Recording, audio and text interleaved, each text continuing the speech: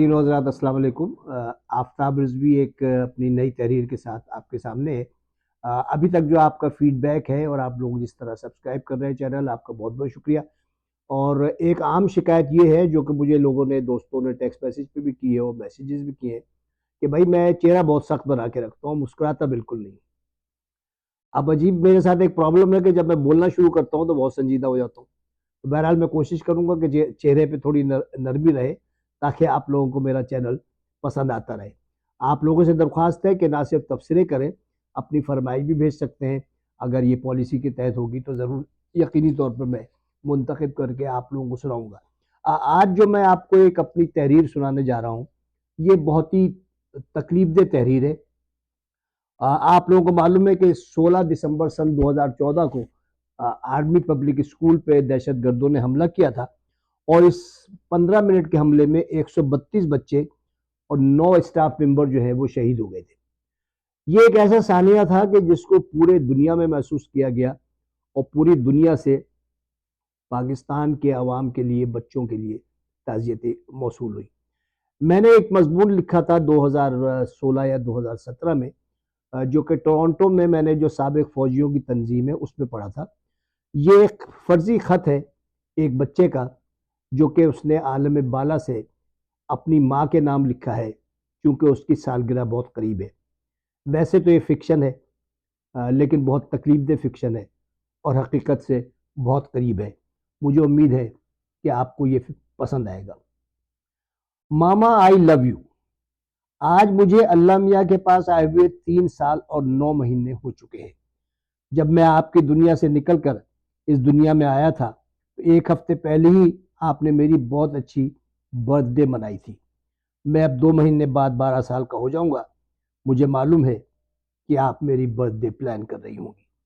آج بھی مجھے آپ اور ابو بہت یاد آتے ہیں۔ مجھے ابھی تک سمجھ نہیں آیا کہ مجھے آپ لوگوں سے کیوں الگ کر دیا گیا۔ میرے ساتھ میرے اسکول سے 132 بچے اور 9 اسٹاف ممبر بھی ہیں۔ ہم سب صبح ایک میدان میں جمع ہوتے ہیں جس کو میدان شہیداں کہا جاتا ہے۔ مجھے نہیں معلوم کہ شہید کس کو کہتے ہیں، لیکن ہمارے اسکول کے بڑے ساتھی یہ کہتے ہیں کہ شہید اس کو کہتے ہیں جو کبھی نہیں مرتے۔ لیکن ماما ہم سب تو مر چکے ہیں۔ ہم اگر زندہ ہوتے تو آپ کے پاس ہوتے نا۔ اس میدان میں ہر صبح ہماری اسمبلی ہوتی ہے جس میں ہم اپنا قومی ترانہ گاتے ہیں، جیسے کہ آرمی پبلک اسکول میں گاتے تھے۔ لیکن ترانے کے بعد ایک اور ترانہ زوردار آواز میں بجنے لگتا ہے کہ اے راہ حق کے شہیدوں، وفا کی تصویروں، تمہیں وطن کی فضائیں سلام کہتی ہیں۔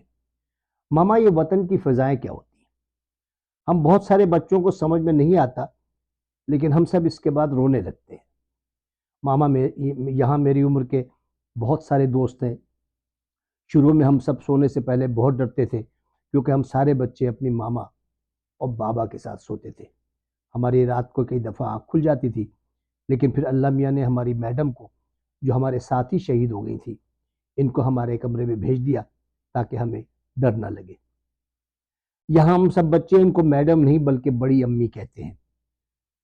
ماما آپ ناراض نہ ہوئیے گا، ہم نے بڑی امی کو ابھی تک یہ نہیں بتایا ہے کہ ہم آپ کو ابھی بھی یاد کرتے ہیں، ورنہ وہ ناراض ہو جائیں گی۔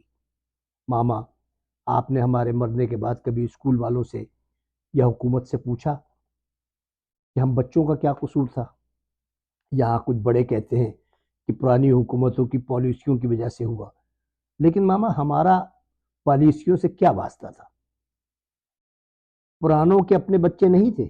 نہیں ہوں گے، ورنہ دوسروں بچوں کے ساتھ وہ ایسا کیوں کرتے؟ ماما جب میں گولیاں لگنے سے زمین پر گرا تو میری نظر میں سب سے پہلے آپ کی شکل آئی۔ مجھے لگا کہ آپ مجھے دوڑ کر گود میں لے رہی ہیں۔ اس کے فوراً بعد مجھے بابا نظر آئے، جو ہمیشہ کہتے تھے کہ جب تک تمہارا بابا زندہ ہے تو تمہیں کچھ نہیں ہو سکتا۔ لیکن تھوڑی دیر بعد مجھے نیند آنے لگی۔ جب آنکھ کھلی تو میں دوسری دنیا میں پہنچ چکا تھا۔ یہاں آ کے اسکول کے دوسرے بچوں کو دیکھا تو شروع میں تو میں سمجھا کہ دوبارہ اسکول آ گیا ہوں، لیکن عجیب بات یہ دیکھی کہ کوئی اسکول یونیفارم میں نہیں تھا، بلکہ سب نے سفید کپڑے پہنے ہوئے تھے۔ یہ سمجھنے میں کئی دن لگے کہ ہم اب اسکول میں نہیں بلکہ اللہ میاں کے پاس ہے۔ ماما دادی اماں کہتی تھیں کہ انسان کو ہر وقت اللہ سے ملاقات کے لیے تیار بھی کرنا چاہیے۔ اس وقت میری سمجھ میں نہیں آتا تھا، لیکن جب میری دوسرے بچوں کی 8 سال کی عمر میں ایک نور یعنی روشنی سے ملاقات ہوئی، جس کو سب یہاں اللہ میاں کہتے ہیں، تو ہمیں ان کی آنکھوں میں بھی آنسو کے بجائے خوشی کے بجائے آنسو نظر آئے۔ شاید اللہ سے بھی اس عمر کے شہید نہیں دیکھے جاتے۔ ماما جی اور بھیا کیا حال ہیں؟ ماما جی، باجی اور بھیا کے کیا حال ہیں؟ کیا اب بھی وہ ہر وقت دونوں لڑتے رہتے ہیں؟ مجھے آپ اور ابو کے بعد باجی بہت یاد آتی ہیں۔ باجی مجھ سے بہت پیاری پیاری باتیں کرتی تھی۔ مجھے نہیں معلوم کہ وہ مجھے اب یاد کرتی ہیں یا بھول چکی ہیں۔ ماما، کل ایک بہت بڑے شہید ہم سے ملنے آئے تھے۔ وہ کہہ رہے تھے کہ بچوں، تم لوگ بہت خوش قسمت ہو کہ اس چھوٹی سی عمر میں شہید ہو گئے اور اللہ کے پاس آ گئے۔ ہماری سمجھ میں نہیں آیا کہ کیسی خوش قسمتی ہے کہ ہمیں ماما اور بابا سے الگ کر دیا گیا۔ ماما جانے دیجیے، میں تو آہستہ آہستہ اس دنیا کا عادی ہو رہا ہوں۔ کم از کم یہاں جھوٹ تو نہیں بولا جاتا، کسی کو دھوکہ تو نہیں دیا جاتا، کسی کو گولی تو نہیں ماری جاتی۔ اپنی اور بابا کی بتائیے کہ کیسے ہیں؟ آپ کو تو میرے بغیر نیند نہیں آتی تھی۔ آپ نے یہ 4 سال کیسے گزارے؟ آپ مجھے یاد کرتی ہیں کہ نہیں؟ میں نے خواب میں دیکھا کہ اب ہر سال عید پر میرے کپڑے بناتی ہیں، لیکن ماما میں ان 4 سالوں میں کافی بڑا ہو گیا ہوں۔